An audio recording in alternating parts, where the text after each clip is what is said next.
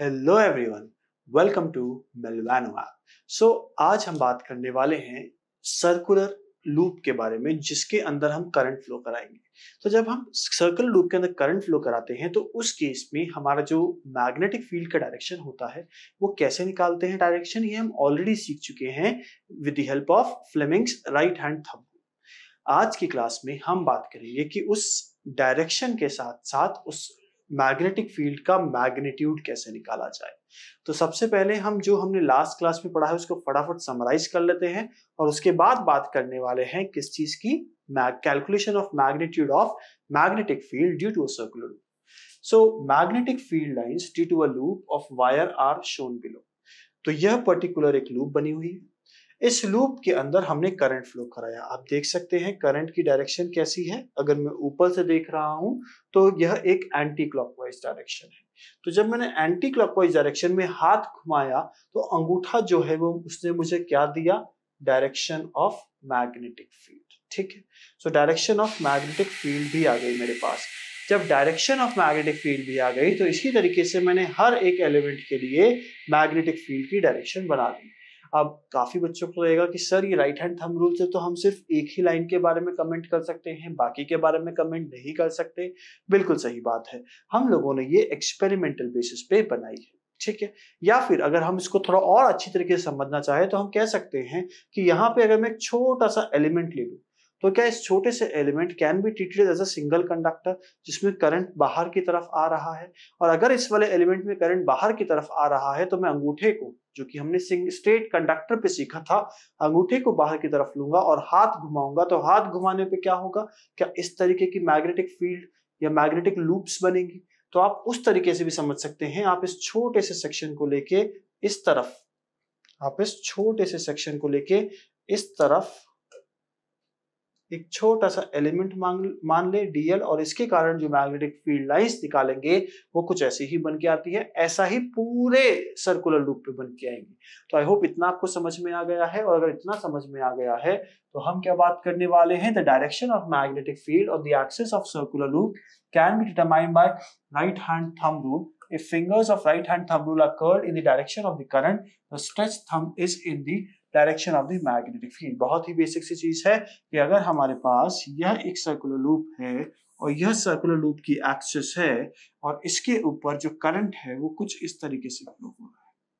यानी अगर मैं इस तरफ से देख रहा हूं, यानी अगर मैं इस साइड पे खड़ा हूं और इस साइड से देख रहा हूं तो मुझे ऐसा लग रहा है ये करंट इस तरीके से फ्लो हो रहा है, यानी ये एंटी क्लॉकवाइज वे में फ्लो हो रहा है। और अगर इस एंटी क्लॉकवाइज करंट की डायरेक्शन में, एंटी क्लॉकवाइज करंट की डायरेक्शन में मैं अपना हाथ घुमाऊं तो हाथ घुमाने पे जो अंगूठा देगा वो क्या देगा, डायरेक्शन ऑफ मैग्नेटिक फील्ड। यानी जो डायरेक्शन ऑफ मैग्नेटिक फील्ड आएगी वो इस तरफ आएगी। क्या आपको समझ में आया?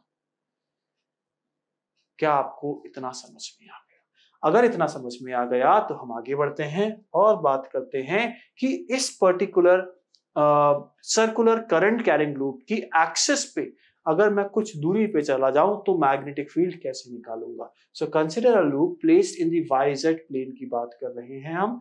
आप देख सकते हैं ये वाला तो है जेड एक्सिस और ये वाला है एक्स एक्सिस। तो एक्स एक्सिस तो बाहर की तरफ आ रहा है और जो y है और z है उस प्लेन में ये हमने एक सर्कुलर लूप रख दी है जिसमें करंट जो है हमें दिख रहा है किस तरीके से फ्लो हो रहा है, क्लॉकवाइज कि एंटी क्लॉकवाइज। ये फ्लो हो रहा है एंटी क्लॉकवाइज। हमने क्या किया, एक पॉइंट लिया यहाँ पे विच इज पॉइंट P, जो कि सेंटर से x दूरी पे है। अब इस पर्टिकुलर पॉइंट P से यहाँ पे कोई भी और पॉइंट ले लूं तो ये कितने एंगल्स पे है, थीटा थीटा एंगल्स पे है। अब ये सारे के सारे थीटा एंगल पे है और O से पॉइंट P की दूरी है x। तो हम जानना चाहते हैं कि इस पॉइंट P पे जो मैग्नेटिक फील्ड होगी इस सर्कुलर लूप के कारण, जिसपे जो डायरेक्शन ऑफ करंट है वो एंटी क्लॉकवाइज है, वो कितनी होगी और वो कैसे निकालेंगे। तो चलिए एक काम करते हैं, हम कहते हैं एक छोटा सा एलिमेंट ले लेते हैं जिसकी लंबाई बहुत छोटी है, डीएल है, और इसमें जो करंट फ्लो हो रहा है वो हो रहा है आई। तो इस छोटे से करंट कैरिंग वायर के कारण हम कह सकते हैं कि राइट हैंड थंब रूल लगाएं हम लोग तो थंब इसकी तरफ पॉइंट आउट करें तो क्या अंगूठे से हम चीजों को देखेंगे, मतलब कर्लिंग ऑफ फिंगर से हम लोग देखेंगे तो क्या हम कह सकते हैं इस पे जो मैग्नेटिक फील्ड आ रही है वो किस तरफ आएगी? वो आ रही है इस एक्स एक्सिस से कुछ एंगल बनाता हुआ। हमने कहा जेड एक्सिस से थीटा एंगल बनाते हुए। अगर जेड एक्सिस से थीटा एंगल बनाते हुए ये वैल्यू आती है तो क्या इसका एक कंपोनेंट होगा इस तरफ, that would be equal to dB sin theta, और इसका एक कंपोनेंट होगा ऊपर की तरफ, and that would be equal to dB cos theta। क्या आपको ये समझ आ रहा है कि इस पर्टिकुलर केस के अंदर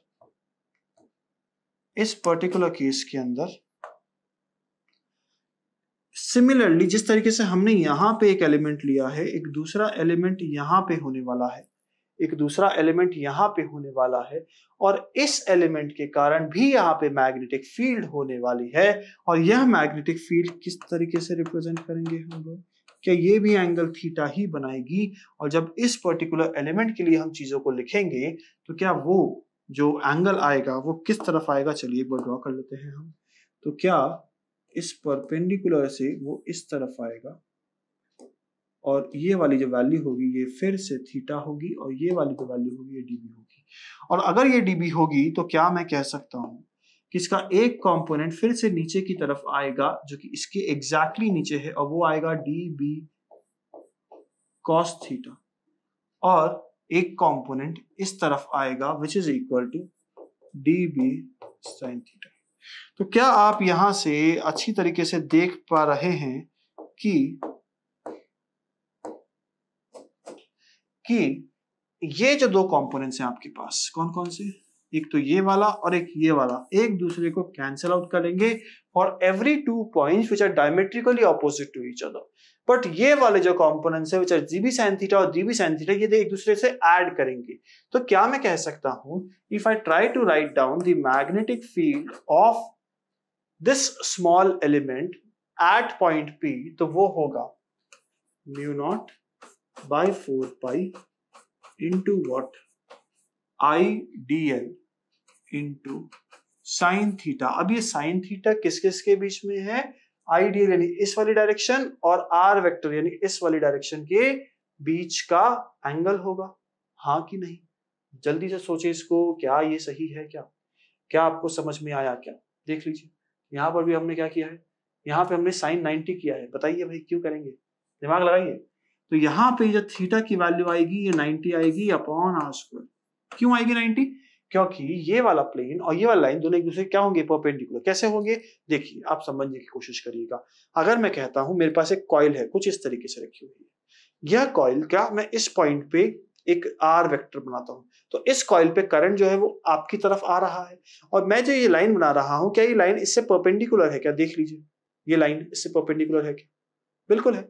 ये करंट एलिमेंट और ये लाइन देख लीजिए, अगर मैं थोड़ा सा घुमाऊं तो देखिए ये परपेंडिकुलर है, ये परपेंडिकुलर है। तो अगर ये परपेंडिकुलर साइन 90 हो गया और अपॉन आर स्क्वायर हो गया, यानी ये जो वैल्यू आई ये I mu naught upon 4 pi into I into D L upon are square, and this is the value of magnetic field. क्या इतना आपको समझ में आया? अब सोच के देखिए, हमें इस dB से ज्यादा मतलब है इसके component which is dB sin theta से। तो अगर कोई मुझे कहेगा कि find the magnetic field at point P, तो क्या मैं बिना परेशान हुए ऐसे लिख दूंगा क्या कि dB sin थीटा का इंटीग्रेशन? और अगर ऐसे लिख दिया तो क्या मेरे पास सॉल्व हो जाएगा क्वेश्चन? देख लीजिए, हमने भी यहां तक किया है, और यहाँ पे फिर से वही बात हो रही है कि dB cos theta along the z axis है और dB sin theta along the x axis है। ठीक है, देख लीजिए, dB cos theta along the z axis है और ये x एक्सिस है, और ये वाला कंपोनेंट कैंसिल आउट हो रहा है, ये वाला कंपोनेंट ऐड हो रहा है। तो if I try to write down, कैसे लिखेंगे? हम कहेंगे B एट पॉइंट P यानी magnetic field at point P is equal to integration of, कौन सा कंपोनेंट कैंसिल हुआ? कॉस वाला। कौन सा कंपोनेंट नहीं हुआ? साइन वाला। सो dB साइन थीटा। लेकिन dB की वैल्यू तो हम ऑलरेडी निकाल चुके हैं, कितनी है? ये तो है mu naught upon 4 pi into I into D L upon are square into क्या लिखेंगे भाई? Sine theta.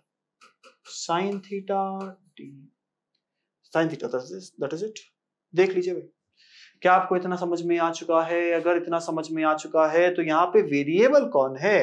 देखो भाई, वेरिएबल सिर्फ और सिर्फ ये, बाकी सारी वैल्यूज कांस्टेंट है। और अगर सारी वैल्यूज कांस्टेंट है तो मैं क्या इसको इस तरीके से लिख दूं क्या, mu naught upon 4 pi into I into DL upon, अच्छा डीएल को तो हम लिख नहीं सकते, वो तो वेरिएबल है, into sine theta integration of DL. अब सोच के बताइए कि जब मैं इस छोटे छोटे एलिमेंट्स को इंटीग्रेट करूंगा तो क्या मेरे पास complete circumference of the circular loop आ जाएगा? और अगर complete circumference of the circular loop आ गया तो क्या ये वाला जो एक्सप्रेशन बनेगा वो बनेगा mu naught by 4 pi into I times sine theta whole upon are square into 2 pi capital r. क्या आपको इतना समझ में आया? क्या आपको इतना एकदम क्लियर है? अच्छा, यहां पे क्या आने वाला है अपने पास? हाँ, सब कुछ सही है यहां तक, कोई भी दिक्कत किसी भी बच्चे को नहीं? ठीक है, अब मैं यहाँ पे क्या करने वाला हूं, सोच के देखिएगा। साइन थीटा क्या है? अगर आप दिमाग लगाएं तो यहाँ पे साइन थीटा जो ये वाला एंगल थीटा, तो साइन थीटा की वैल्यू कितनी होनी चाहिए?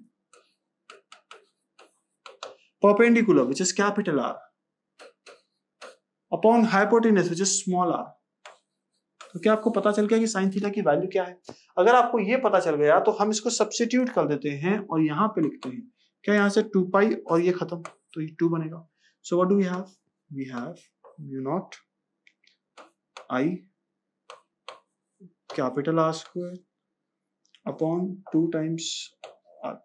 ठीक है, अगर यहां तक क्लियर है तो लेट अस मूव फॉरवर्ड और फाइनली हम लोगों ने जो लिखा है वो ये लिखा है, b is equal to mu naught into I into r square upon 2 times small r का क्यूब। ठीक है ना? अभी जो स्मॉल आर है ये है क्या? ये स्मॉल आर जो है वो है, स्मॉल आर जो है वो पाइथागोरस थ्योरम, देख लीजिए 90 डिग्री बनता है, तो capital are square plus x square है, capital are square plus x square है। So can I write down this as mu naught I R square upon 2 times capital are square plus x square to the power 3/2। क्या आपको इतना समझ में आया? अगर आपको इतना समझ में आ गया है तो यह है हमारी magnetic field at a point P which is at a distance of x along the axis of a circular loop, जिसमें एक करंट फ्लो हो रहा है। देख लीजिए, यहाँ पे कई बार इसको इस तरीके से भी लिखा जाता है, म्यू नॉट आई, कई बार इस तरीके से भी, इस तरीके से तो नहीं, 2 pi R square upon 4 pi capital are square plus x square to the power 3/2।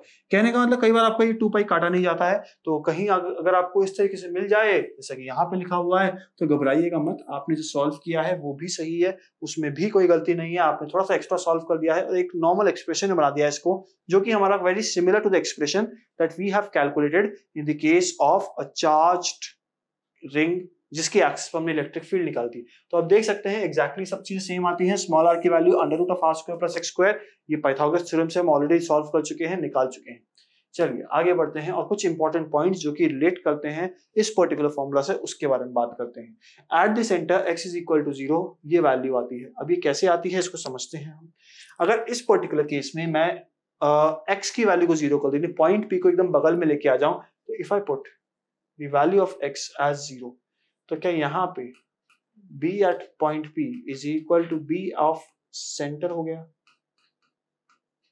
और b एट सेंटर कितना होगा भाई? स्मॉल r की x की वैल्यू 0 रखनी है तो कितना आ जाएगा यहाँ पे, mu naught i 2 pi r square upon 4 pi into small x की वैल्यू 0 यानी r क्यूब। इससे ये खत्म, इससे एक खत्म हो गया ना, ये खत्म हो गया, 2 पाई से ये खत्म हो गया, 2 आ गया, कितना बन जाएगा मेरे पास, mu naught I upon 2 times R. So this would be the final answer. किसका आंसर हो गया? ये हो गया मैग्नेटिक फील्ड का आंसर एट द सेंटर। क्या यही लिखा था? क्या बिल्कुल यही लिखा था। At points very close to the centre, यानी बहुत पास वाले पॉइंट्स के लिए क्या मैं इस पर्टिकुलर एक्सप्रेशन को इस तरीके से रिप्रेजेंट कर सकता हूं, और फिर मैं बाइनोमियल लगा के, बाइनोमियल अप्रोक्सीमेशन लगा के क्या फाइनली इसको इस तरीके से रिप्रेजेंट कर दूंगा, mu naught I by 2 bracket में 1 minus of 3 times x square upon 2 times r square. क्या इतना क्लियर है? अगर इतना क्लियर है तो at far of points from the centre, अगर हम उन पॉइंट्स की बात करें जो बहुत दूर है फ्रॉम द सेंटर, तो उस केस में जो मैग्नेटिक फील्ड है वो क्या इतना आएगा। तो जो मैग्नेटिक फील्ड है वो कितना आ गया, इतना आ गया। अगर यहां तक समझ में आ गया है तो the result in the point 3 is always expressed as इस तरीके से लिखा जाता है, जहां पे m जो होता है वो मैग्नेटिक मोमेंट होता है और उसको लिखने का तरीका होता है यह। आई होप इतना एकदम क्लियर है। यहाँ पे ये L जो है, ये यहाँ पे जो लिखा है वो I लिखा है, ये करंट रिप्रेजेंट कर रहा है। ठीक है, सो आई होप आपको समझ में आया हो कि किस तरीके से हम चीजों को कर रहे हैं, किस तरीके से हम चीजों को समझ रहे हैं, कैसे हमने मैग्नेटिक फील्ड निकाल लिया at any point at distance of x along the axis of a circular current carrying loop. चलिए आगे बढ़ते हैं और एक क्वेश्चन देखते हैं। अब इस क्वेश्चन के अंदर हमें क्या बोला जा रहा है कि इस बार आपके पास कंप्लीट लूप नहीं दी गई, आपको एक कुछ सेक्शन ऑफ द लूप दे दिया गया और आपसे बोला गया कि बताइए सेंटर पे कितनी मैग्नेटिक फील्ड होगी। हमें पता है कि सेंटर पे जो टोटल मैग्नेटिक फील्ड हुई थी for a complete current carrying loop वो हुई थी mu naught I bye 2r। अब बताइए कि थीटा एंगल पे कितनी होगी। Find the magnetic field at the center of a current carrying conductor bent in the form of an arc subtending angle theta at its center. Radius of the arc is given as capital R. ठीक है, तो हमें निकालना है, तो हम करेंगे वही जो अभी तक करते आए थे। क्या करते आए थे? हमने बायट-सेवर्ट लॉ लगा सकते हैं हम, और बायट-सेवर्ट लॉ की मदद से उसको इंटीग्रेट करके एलिमेंट्स को हम लोग क्या निकाल लेंगे, मैग्नेटिक फील्ड निकाल लेंगे, और वही हमारा आंसर होगा। तो हम फिर से एक छोटा सा एलिमेंट कंसीडर कर सकते हैं, और इस छोटे से एलिमेंट को हमने नाम दिया कुछ डीएल लेंथ का एलिमेंट। करेक्ट, क्यों डीएल नाम का एलिमेंट का नाम दिया? क्योंकि इसी को हम यूज करके बायट-सेवर्ट लॉ के अंदर चीजों को आसानी से रिप्रेजेंट और लिख सकते हैं। सो क्या हम कहेंगे यहां पे जो वैल्यू आएगी बायट-सेवर्ट लॉ से, वो आएगी म्यू नॉट अपॉन 4 पाई, फिर क्या लिखेंगे आई टाइम्स डीएल, फिर क्या लिखेंगे साइन ऑफ, अब यहां पे एंगल क्या आएगा सोचिए आप, अपॉन आर स्क्वायर। एंगल किस किस के बीच की बात कर रहे हैं? एक तो यह वाला और एक यहां से जो हम ले रहे हैं। करेक्ट, ये वाला जो एलिमेंट है आर वेक्टर, बताइए तो क्या यह एक टैंजेंट और एक रेडियस है? यानी यहाँ पे जो वैल्यू आएगी 90 डिग्री आनी चाहिए आपके हिसाब से, बताइए कोई भी दिक्कत यहाँ तक? अगर कोई दिक्कत नहीं है तो डायरेक्शन क्या होगा इस पे? अरे यार अंगूठा लो इसको करंट की डायरेक्शन में और फिर उंगलियां घुमा दो, उंगलियां घुमा दोगे तो ये डायरेक्शन आ रहा है ऊपर की तरफ, यानी इस प्लेन से ऊपर निकलता हुआ। ठीक है, तो क्या आपको इतना समझ में आया? अगर आपको इतना समझ में आया तो क्या यहाँ पे आपके पास चीजें एकदम क्लियर हो रखी हैं कि नहीं हो रखी हैं? जल्दी से बताइए।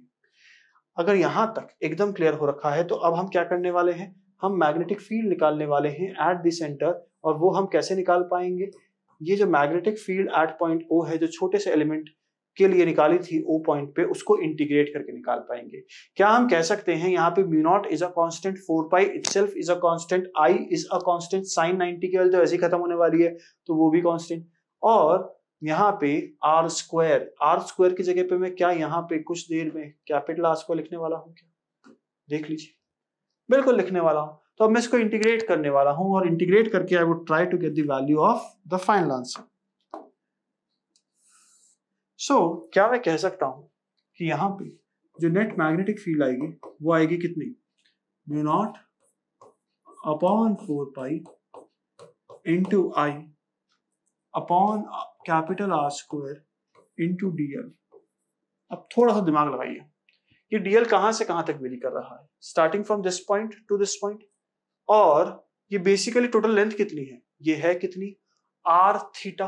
तो क्या मैं इसको इस तरीके से लिख दूं क्या, म्यू नॉट, करंट कितना था इसके अंदर कुछ बोला ही नहीं हमें, ठीक है आई दे रखा है, so mu naught I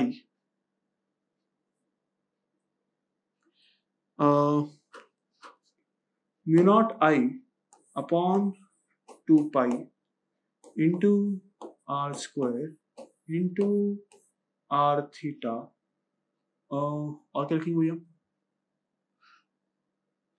upon into 2, ठीक है। तो मैं इसको थोड़ा ढंग से लिखना चाह रहा हूँ, तो मैं लिखना चाह रहा हूँ mu naught I upon 2r, एक r से इसको हटा देते हैं, इंटू थीटा अपॉन 2 क्या आपको कुछ समझ में आ रहा है क्या? देख लीजिए फटाफट। ये क्या है? B magnetic field at point O, ये है magnetic field at point O. तो magnetic field at point O निकालने का कितना आसान तरीका है, जो टोटल रिंग के कारण होता उसका एक पर्टिकुलर फ्रैक्शन आया, विच इज थीटा अपॉन 2 पाई। अगर आप गौर करें तो यहां पर भी वही सब चीजें करी जा रही है जो हमने बहुत शॉर्ट में करी है। यहीं पे क्या लिखा है? बायट-सेवर्ट लॉ लिखा है, और बायट-सेवर्ट लॉ लिखने के बाद फाइनली आप देख सकते हैं इस तरीके का एक्सप्रेशन लेके आ गया है। और इस तरीके का एक्सप्रेशन लेके आने के बाद यहाँ पे क्या कहा कि आउटवर्ड आ रही है परपेंडिकुलर। क्या हमने भी यही बोला था? देखिए आउटवर्ड है परपेंडिकुलर, क्या हमने भी कहा था आउटवर्ड आएगी मैग्नेटिक फील्ड? देख लीजिए कुछ भी नया नहीं है, सब कुछ पुराना ही है यहाँ पे। तो अगर जैसे ही आपको ये समझ में आएगा, फाइनली देख लीजिए हमारे पास जो आंसर आया वो भी यही आया था, यानी हमारे पास जो फाइनल आंसर होगा वो यही बन जाएगा। लिख के देख लेते हैं एक बार। जो हमने लिखा था वो लिखा था म्यू नॉट, हमने थोड़ा सा बेटर अप्रोच लिखी थी। तो अगर आप गौर करें तो इन दोनों में कोई अंतर नहीं है, mu naught I upon 4 pi r into theta. So these are one and the same thing. I hope आपको एकदम क्लियर है, कोई भी दिक्कत नहीं है यहां तक। 100% क्लैरिटी के साथ सारे कॉन्सेप्ट्स क्लियर हैं, और अगर क्लियर हैं तो हम सॉल्व कर चुके हैं magnetic field due to current carrying loop के अंदर एक्सप्रेशन, ये डायरेक्शन के साथ साथ मैग्नीट्यूड निकालना किसका? मैग्नेटिक फील्ड का। आने वाले लेक्चर्स में हम इसी पे और बातें करने वाले हैं। So see you in the next lecture. Thank you.